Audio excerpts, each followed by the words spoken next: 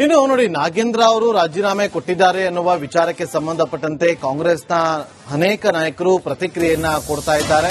ಈಗ ಪ್ರಮುಖವಾಗಿ doctor G Parameshwar ಅವರು ಕೂಡ ಪ್ರತಿಕ್ರಿಯೆ ಕೊಡ್ತಾರೆ. 89 ಕೋಟಿಯಲ್ಲಿ 79 ಕೋಟಿ ರಿಕವರಿ ಆಗಿದೆ. ನಾಗೇಂದ್ರ ಅವರಿಂದ ಯಾವುದೇ ಹಣ ರಿಕವರಿ ಆಗಿಲ್ಲ. ಬೆಂಗಳೂರಲ್ಲಿ ಈ ಬಗ್ಗೆ ಡಿಸಿಎಂ ಡಾಕ್ಟರ್ ಜಿ ಪರಮೇಶ್ವರ್ ಅವರು ಕೊಟ್ಟಂತ ಹೇಳಿಕೆ, ಅನಾವಶ್ಯಕವಾಗಿ ವಿಪಕ್ಷಗಳು ರಾಜೀನಾಮೆಯನ್ನ ಕೇಳುತ್ತಿವೆ, ವಿಪಕ್ಷಗಳು ಆಧಾರ ರಹಿತ ಆರೋಪವನ್ನ ಮಾಡ್ತಾ ಇದೆ ಅಂತೇಳಿ ಬೆಂಗಳೂರಲ್ಲಿ ಡಿಸಿಎಂ ಡಾಕ್ಟರ್ ಜಿ ಪರಮೇಶ್ವರ್ ಅವರು ಪ್ರತಿಕ್ರಿಯೆ ಕೊಟ್ಟಿದ್ದಾರೆ. ಸರ್, ನಾಗೇಂದ್ರ ಅವರು ರಾಜೀನಾಮೆ ಕೊಟ್ಟಿದ್ದಾರೆ ಅನ್ನೋ ಒಂದು ಸುದ್ದಿ ಈಗ ಮಾನ್ಯ ಮುಖ್ಯಮಂತ್ರಿಗಳು ದೆಹಲಿಗೆ ಹೋಗಿ ನಮ್ಮ ವರಿಷ್ಠರ ಜೊತೆ ಚರ್ಚೆ ಮಾಡಿದ್ದಾರೆ ಅಂತ ಅನ್ಕೊಳ್ತೇನೆ. ಈ ವಿಷಯನೂ ಕೂಡ ಚರ್ಚೆ ಮಾಡಿರಬಹುದು. ನನಗೆ ಅದರ ಬಗ್ಗೆ ಯಾವುದೇ ಮಾಹಿತಿ ಇಲ್ಲ. ಬಹುಶಃ ನಾಳೆನೋ ಅಥವಾ ಯಾವಾಗಾದ್ರೂ ನಾವು ಭೇಟಿಯಾದಾಗ ತಿಳಿಸ್ತಾರೆ ಅಂತ ಅನ್ಕೊಳ್ತೀನಿ. ಅವರ ರಾಜೀನಾಮೆಯನ್ನ ವಿರೋಧ ಪಕ್ಷದವರು ಕೇಳ್ತಾ ಇರತಕ್ಕಂಥದ್ದು.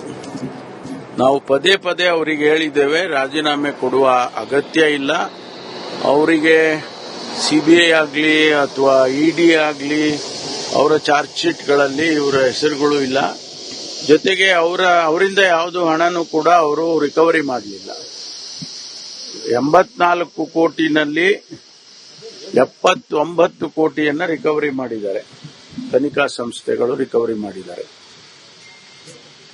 ಇವರು ಒಂದು ವೇಳೆ ಹಣ ತಗೊಂಡಿದ್ರೆ ಇವರಿಂದನೂ ರಿಕವರಿ ಮಾಡಬೇಕಲ್ವಾ? ಇವರಿಂದ ಯಾವುದೇ ರಿಕವರಿನ ಮಾಡಲಿಲ್ಲ. ಇನ್ನು 5 ಕೋಟಿ ರಿಕವರಿ ಮಾಡಬೇಕು, ಅದನ್ನ ಪ್ರೊಸೆಸ್ನಲ್ಲಿ ಇದೆ.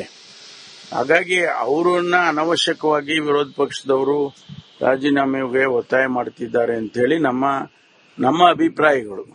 ಅದಕ್ಕೆ ನಾವು ಅವ್ರಿಗೆ ಏನ್ ಹೇಳೋದು ಅಂದ್ರೆ, ಸದನದಲ್ಲಿ ನೀವು ಪ್ರಶ್ನೆಗಳು ಕೇಳಿ, ಎವಿಡೆನ್ಸ್ಗಳು ಕೊಡಿ, ನಿಮ್ಮ ಹತ್ರ ಏನ್ ಮಾಹಿತಿ ಇದೆ ಅದೆಲ್ಲ ಕೊಡಿ, ನಾವು ಉತ್ತರ ಕೊಡ್ತೀವಿ ನಿಮ್ಗೆ ಅಂತ ಹೇಳ್ದು. ಅದನ್ನ ಒಂದು ರೀತಿಯಲ್ಲಿ ಹೆದರ್ಕೊಂಡು ಅವ್ರ ಹತ್ರ ಏನೂ ಇರ್ಲಿಕ್ಕಿಲ್ಲ. ಹಾಗಾಗಿ ಅವರು ಸುಮ್ಮನೆ ಇದನ್ನ ರಾಜಕೀಯ ಕಾರಣಕ್ಕಾಗಿ ಬಳಸ್ತಾ ಇದ್ದಾರೆ ಅಂತಕ್ಕಂಥದ್ದು ನಮ್ಮ ಅಭಿಪ್ರಾಯ. ಅದರಿಂದ ಈಗ ನಮ್ಮ ವರಿಷ್ಠರ ಜೊತೆಯಲ್ಲಿ ಏನ್ ಚರ್ಚೆ ಮಾಡ್ಕೊಂಡು ಬಂದಿದ್ದಾರೆ ಮುಖ್ಯಮಂತ್ರಿಗಳು, ಅದನ್ನ ಅವರ ಜೊತೆಯಲ್ಲಿ ನಾನು ಚರ್ಚೆ ಮಾಡಿದ ಮೇಲೆ ಗೊತ್ತಾಗುತ್ತೆ.